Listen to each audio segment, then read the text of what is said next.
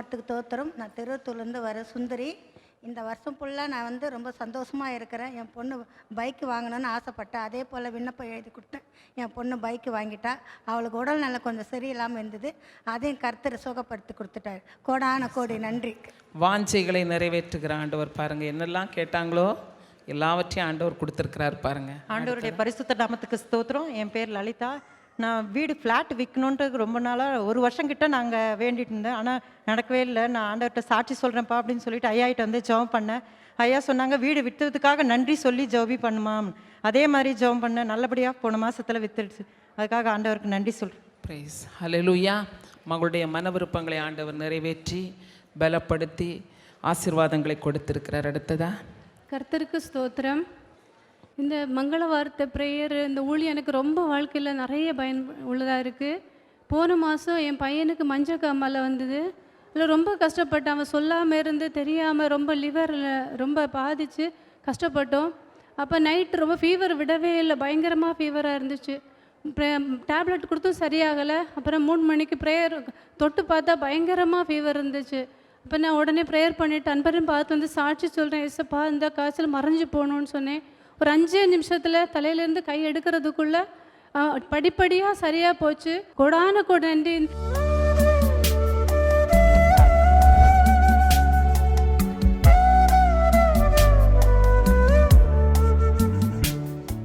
கிறிஸ்துவுக்குள் மிகவும் பிரியமான எனதருமை சகோதர சகோதரிகளே, நம்மை சிருஷ்டித்தவரும் நம்மை உண்டாக்கினவரும் நம்மை ஒருபோதும் மறந்து போகாதவருமாகிய இயேசு கிறிஸ்துவின் இணையற்ற நாமத்தினாலே உங்கள் எல்லாரையும் வாழ்த்தி ஆசீர்வதிக்கிறேன். அல்லேலூயா. எல்லாரும் சந்தோஷமா இருக்கீங்களா? என் அன்பு தேவ பிள்ளைகளே, அடைக்கப்பட்ட வாசல்களை திறக்கிற ஆண்டவர் இன்றைக்கு உங்கள் ஒவ்வொருவரையும் பார்த்து சொல்லுகிறார். ஏன் கோரேசுக்கு திறந்தார் தெரியுமா? இவன் என் ஆலயத்தை கட்டுவான், ஆலயக்குரிய காரியங்களுக்கு இவன் முக்கியத்துவம் கொடுப்பான். எங்கெல்லாம் இவனுடைய இருதயத்தை நான் திருப்பணுமோ இது செய்யணும்னு சொன்னா அவன் சரியா திருப்புவான் அப்படின்னு சொல்லி தான் ஆண்டவர் அவனுக்கு வாசல்களை திறந்து செல்வங்களை கொடுத்து பெரிய செல்வ சீமானாகிய ராஜாவாய் மாற்றினார். அவர் ராஜாவானதுக்கு அப்புறம் அந்த கோரேசு சொல்லுகிற ஒரு காரியத்தை இப்ப பாருங்க. எஸ்ராவின் புஸ்தகம் 1ஆம் அதிகாரம் 1-2 வசனங்கள் சொல்லுகிறது. பெர்சியாவின் ராஜாவாகிய கோரேசனுடைய 1ஆம் வருஷத்திலே கர்த்தர் பெர்சியாவின் ராஜாவாகிய கோரேசனுடைய ஆவியை ஏவினதினாலே அவன் பரலோகத்தின் தேவனாகிய கர்த்தர் பூமியின் ராஜாக்களை எல்லாம் எனக்கு தந்தருளி யூதாவில் உள்ள எருசலேமுக்கு தமக்கு ஆலயத்தை கட்டும்படிக்கு எனக்கு கட்டளையிட்டிருக்கிறார். அவன் சொல்றான், பூமியில் உள்ள எல்லா ராஜாக்களையும் எனக்கு தந்தருளினார். அப்படின்னா பூமியில் உள்ள எல்லா ஆசீர்வாதங்களையும், ஒளிப்பிடத்தில் இருக்கிற புதையல்களையும் பொக்கிஷங்களையும் ஆண்டவர் எனக்கு தந்தருளினார். எனவே எருசலேமிலே அவருக்கு ஆலயத்தை கட்டும்படிக்கு நான் கட்டளையிடப்பட்டிருக்கிறேன். ஒரு புறமார்க்கத்தில் உள்ள ராஜா சொல்லுகிறான், ஆண்டவருக்கு ஆலயம் கட்டும்படிக்கு நான் பணிக்கப்பட்டிருக்கிறபடியினாலே அவர் கொடுத்த செல்வங்களை ஆண்டவருடைய ஊழியத்தை கட்ட, ஆலயத்தை கட்ட நான் தீர்மானித்து விட்டேன். அவன் சொல்லுகிறான், உலகில் உள்ள எல்லா ஆசீர்வாதங்களையும் எனக்கு அவர் தந்தருளி. கோரேசுடைய ஆவியை ஆண்டவர் ஏவினதினாலே கோரேசுக்குள்ளே காணப்பட்ட மனசாட்சி என்கிற ஆவி ஒன்றுமில்லாமல் இருந்த கோரேசை உயர்த்தி ராஜாக்கள் மத்தியிலே உட்கார வைத்து அழகு பார்த்த அந்த ராஜாதி ராஜாவுடைய ஆவி அவனுக்குள்ள இருந்தது. அந்த ஆவியை திருப்பினார், மனசாட்சியை ஆண்டவர் திருப்பினார். திருப்பி என்ன சொல்றார் ஆண்டவர்? எனக்காக நீ எருசலேமிலே ஆலயத்தை கட்ட வேண்டும். எஸ்ராவின் நாட்களிலே ஆலயத்தை கட்டுவதற்கு கோரேஸ் முன்னின்று காரியங்களை செய்தான். என் அன்பு தேவ பிள்ளைகளை, இன்றைக்கு ஆண்டவர் உங்களை பார்த்து சொல்லுகிறார். ஆண்டவரை குறித்து அறியாத ஒரு புறமார்க்கத்தில் உள்ள ஒரு ராஜாவாகிய கோரேசே ஆண்டவர் அவனுக்கு சொன்னதன் நிமித்தம் எஸ்ராவின் நாட்களில் முழு தேவாலயத்தையும் கட்டுவதற்கு அவன் முன்னின்று காரியங்களை செய்தான். வெள்ளியும் பொன்னும் கர்த்தருடைய கையில் இருக்கிறது. அதை ஆண்டவர் பிள்ளைகளுக்கு கொடுத்து வைத்திருக்கிறார். கோரேசுடைய இருதயத்தை ஏவன உடனே அவன் கண்டிஷனே பேசல, உடனடியாக ஆண்டவருடைய காரியத்தை இறங்கி செய்தான். தாவீதனுடைய நாட்களிலே ஆடுகளை மேய்த்துக் கொண்டிருந்த தாவீதை பெரிய ராஜாவாக்கினதற்கு பிறகு தாவீதை நன்றி அறிந்த உள்ளத்தோடு கூட ஆண்டவரிடத்திலே சொல்லுகிறான், நான் குப்பையில கிடந்த என்ன கோபுரத்தில் ஏத்தி உட்கார வச்சிருக்கிறீங்க ஆண்டவரே, உமக்காக நான் ஒரு கோபுரத்தை கட்ட வேண்டாமா? நம்மோடு கூட இருக்கிற எத்தனையோ ஜனங்கள் இன்னும் ஒரு சாதாரண வேலை கூட கிடைக்காம, வருமானம் இல்லாம, ஒரு வாடகை வீட்டில் கூட இருக்க முடியாம வேதனைப்படுகிற எவ்வளவு ஜனங்கள் நம்முடைய கண்களுக்கு முன்பாக இருக்கிறார்கள். வழியோரங்களிலே போய் பாருங்கள், எத்தனை பேர் பஸ் ஸ்டாப்ல படுத்து கிடக்கிறாங்க. ராத்திரி நேரத்திலே குளிர்ந்து போய் கிடக்கிற ஜனங்களை நீங்கள் பார்க்கவில்லையா?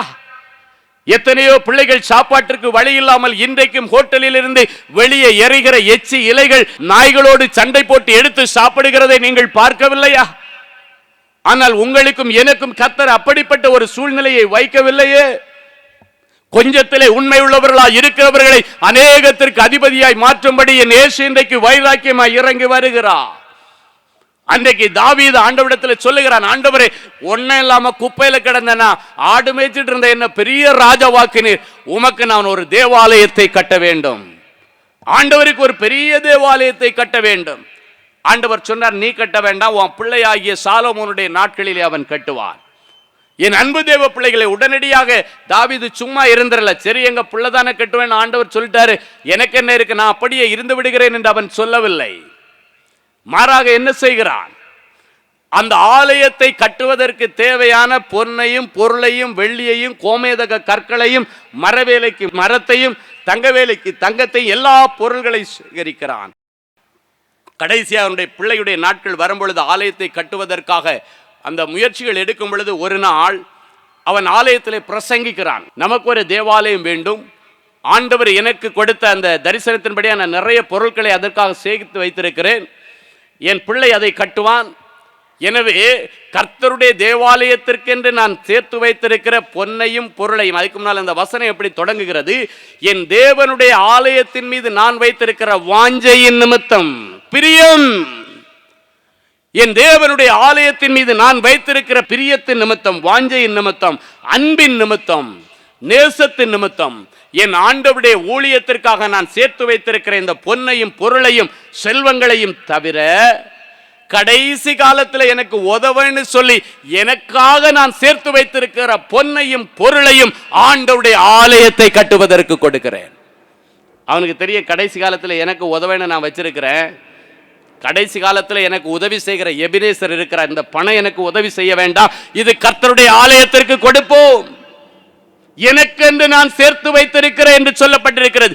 என் கர்த்தருடைய ஆலயத்தின் மீது நான் வைத்திருக்கிற வாஞ்சை நிமித்தம் எனக்காக நான் வைத்திருக்கிற பொன்னையும் பொருளையும் கர்த்தருடைய ஆலயத்தை கட்ட கொடுக்கிறேன். ஆண்டவர் அவனை சாதாரண நிலைமையிலிருந்து உயர்ந்த நிலைமை கொண்டு வந்தாருன்னா அவனுடைய இருதயத்தை ஆண்டவர் பார்க்கிறார். ஆண்டவருக்கு பிரியமானதை செய்கிற தாவீது, ஆண்டவருக்கு பிரியமானதை நடப்பிக்கிற கோரேஸ்.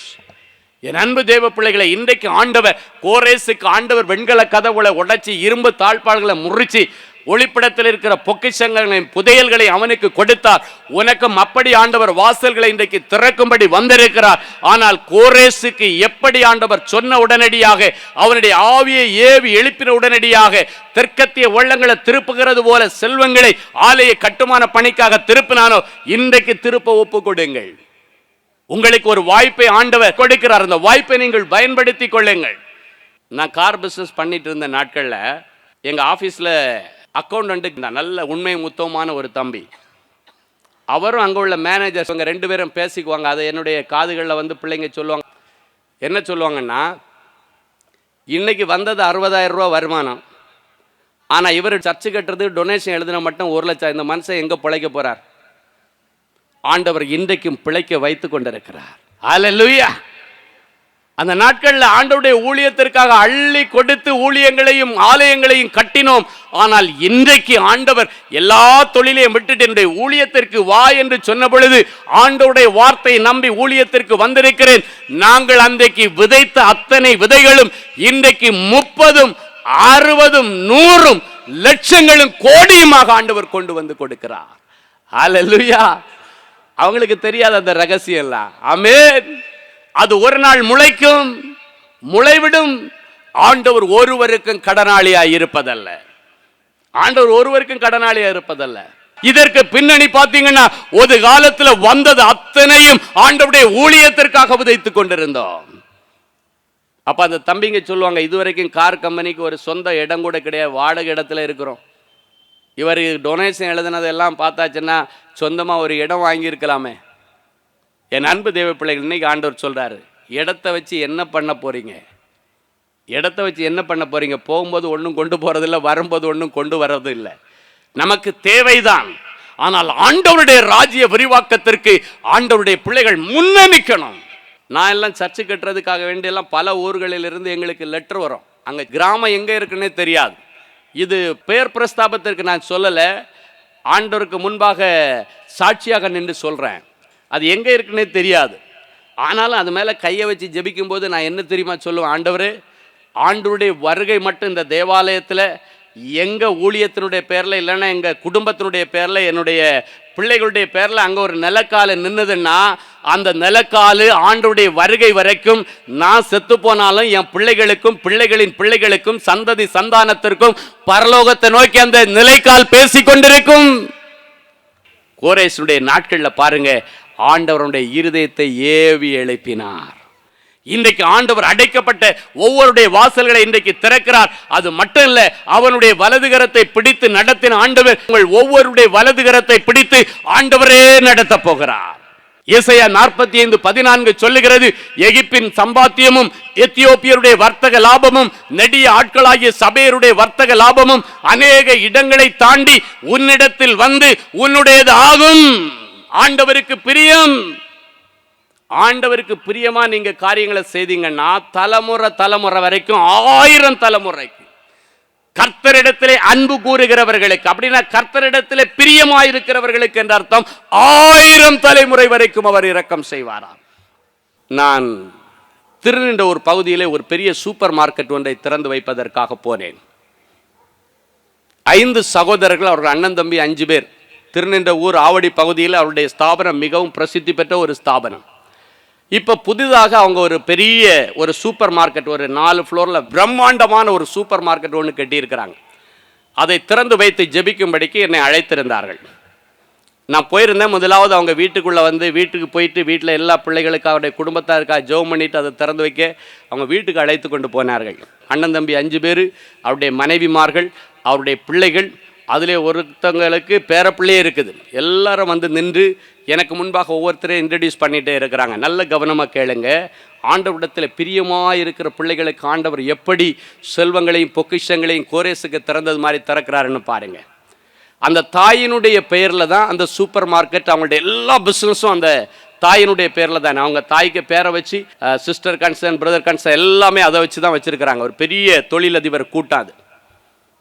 அப்போ நான் போய் நிற்கும் பொழுது அவருடைய 2வது சகோதரன் கண்ணீரோடு சில காரியங்களை சொன்னார். மூத்த சகோதரன் அதை கண்ணீரோடு கேட்டுக்கொண்டிருந்தார். அழுதுகிட்டே காரியங்களை சொன்னார். என்னென்னா, இந்த நாட்களில் இவ்வளோ மகிமையான இந்த சூப்பர் மார்க்கெட்டை திறக்கும் பொழுது இதற்கு முதலும் முக்கியமான காரணமாக இருந்த என் தாய் இன்னைக்கு எங்கள் மத்தியில் இல்லை. நல்ல பூர்ண வயதில் தான் ஆண்டவர் எடுத்துக்கிட்டார், வயசானதுக்கு பிறகு தான் எடுத்துக்கிட்டாரு. ஆனாலும் இன்னைக்கு எங்கள் அம்மா எங்கள் முன்னால் இல்லையே. எங்கள் அம்மா இதெல்லாம் எதிர்பார்த்து தான் எங்களை வளர்த்து ஆளாக்குனாங்க என்று சொல்லி அந்த சகோதரன் தன்னுடைய சாட்சியை சுருக்கமாக சொன்னார். பல வருஷங்களுக்கு முன்பாக அவருடைய தாயார் ஊரில் உள்ள ஒரு சொத்தை விற்று மொத்தம் 5 பேருக்கு சேர்த்து 7500 ரூபாயை கொடுத்து ஏதாவது ஒரு தொழில் பண்ணுங்கன்னு சொல்லி அவங்க கையில் கொடுத்துருக்கிறார்கள். 7500 கொடுத்து தொழில் பண்ண உடனே இவங்க எல்லாரும் சேர்ந்து அதே திருநின்ற ஒரு பகுதியில் ஒரு சின்ன மளிகை கடை ஸ்டார்ட் பண்ணாங்க முதலாவது. அதன் பிறகு படிப்படியான முன்னேற்றம். இப்போ அவங்க அந்த தாயாருடைய நாட்கள்லேயே பார்த்தீங்கன்னா அப்புறம் ஒரு ஆயில் ஸ்டோரு, நிறைய கடைங்க, விதம் பக்கத்தில் நிறைய ஸ்டோர் அப்படி ஓப்பன் பண்ணிகிட்டே இருந்தாங்க. 5 சகோதரர்களும் ஒவ்வொரு கடையை பார்த்துக்கிட்டே இருந்தாங்க. நல்ல வருமானம் வந்து கொண்டிருந்தது. அப்போ இந்த தாயார் ஒவ்வொரு நாளும் போய் என்ன பண்ணுவாங்களா, டெய்லி சாயங்காலம் போவாங்க. போயிட்டு ஒவ்வொரு கடையிலையும் போய் ஒவ்வொரு பிள்ளைகளிடத்தில் போய் அன்னைக்கு நடந்த வியாபாரத்தினுடைய தசம பாகம் 10ல் 1 ஆண்டவருக்கு எடுத்து கொண்டு வந்து டெய்லி வாங்கிட்டு வந்துடுவாங்களாம். Daily collection.